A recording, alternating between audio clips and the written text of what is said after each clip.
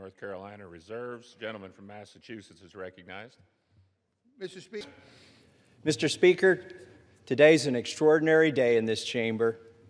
If my colleagues will vote for this measure, we'll see justice triumph over politics. Truth will triumph over deception and obfuscation. Transparency will triumph over dark money. Partisanship will fall away to bipartisanship. Grassroots, the people, will reclaim the people's house with this vote. It's going to be a victory for survivors, not just survivors of the Epstein sex trafficking scandal, the 1,000 survivors that exist. Some of them are victims. They're no longer alive. Some have committed suicide. They share one thing in common. Their youth was robbed from them. Much of their lives were robbed from them, but they're claiming it back. We're going to help them claim that back. But it's not just a victory today, if this vote prevails for those survivors. It's a victory for every person, man or woman, boy or girl, who's been victimized sexually in this country.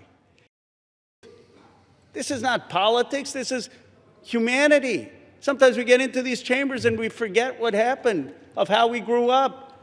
Most of us, we grew up, we went to barbecue, we went to Little League games, we went to church or temple. We didn't fly around in private jets and go to a rape island. We didn't buy off politicians and tell them to keep quiet. We didn't think that it was normal to abuse or rape young girls. And then they're saying, well, we don't know. These American women aren't rich, powerful elites.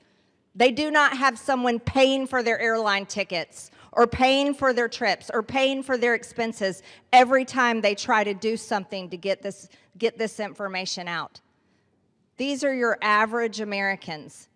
And you want to know what the Epstein files represent, the cover-up represents to average Americans? It represents the failures of the federal government and Congress to the American people. And that is what people rose up about in 2024. They wanted and demanded transparency from their government and for Americans finally to be put first. And today, with this vote, we are finally putting these victims and these survivors of Jeffrey Epstein and the cabal of rich, powerful elites that expands not just here in the United States of America, but to other countries as well. We're putting them last. Let's be clear. Republicans don't oppose the full transparency of the Epstein files. We embrace the Oversight Committee's task of doing just that.